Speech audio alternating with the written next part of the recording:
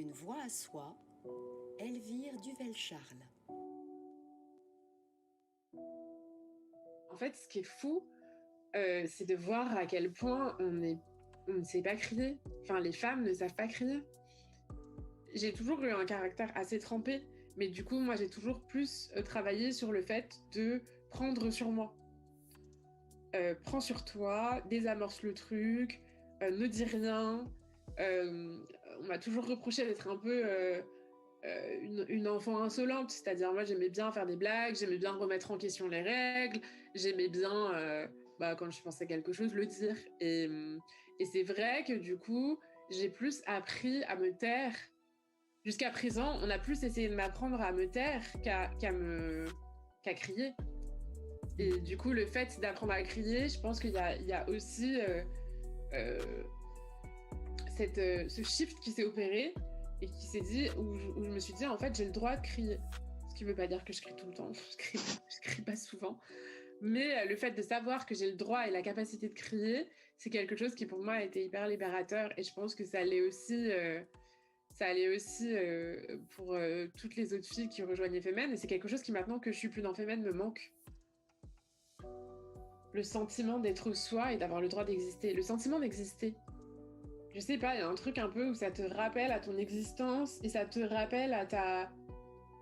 Je sais pas si c'est le bon terme, mais tu vois, ce qu'on appelle l'agency, c'est-à-dire la capacité d'agir. La capacité de s'élever, la capacité d'être entendu. Et je pense que juste avoir cet outil-là, peu importe ce qu'on veut dire, t'es pas obligé de dire un truc. Le fait de crier fait que il se passe un truc. Alors, il y a un peu plus une écoute sur les réalités que vivent les femmes, mais en fait, on continue à dire qu'on est trop en colère, en fait, à nous demander de faire preuve de pédagogie, avec sang-froid, de dire que de toute façon, si tu cries, on va rien comprendre. Euh, Ce qui est aussi quelque chose que je comprends, parce qu'en effet, moi, quand on me crie dessus, c'est pas ça qui va faire que je vais me poser des questions. Cette idée que on en fait trop. On en fait trop. Oui, d'accord, les inégalités salariales, mais là, vous en faites trop. Oui, d'accord, le viol, mais là, vous en faites trop. Et ça, j'ai l'impression que du coup, c'est comme un rejet de notre colère. C'est un refus d'écouter cette colère.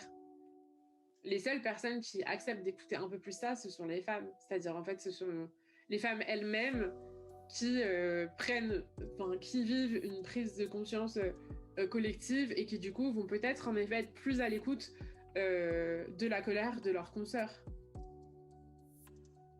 J'ai pris le parti de garder mon sang-froid parce que je trouve ça plus efficace, mais jamais j'irai dire à quelqu'un qu'il faut qu'elle garde son sang-froid quand elle est en plateau.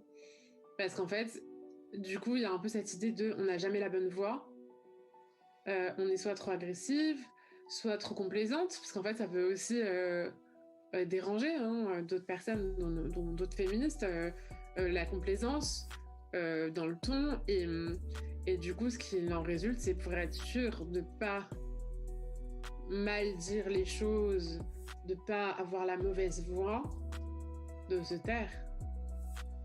Pour moi, c'est la conséquence principale, c'est-à-dire la peur de, la peur de parler, la peur de crier. Et c'est ce qu'on constate déjà. C'est-à-dire, en fait, on constate que quand il y a des réunions mixtes, les femmes prennent moins facilement la parole, elles la prennent moins longtemps, elles parlent plus vite.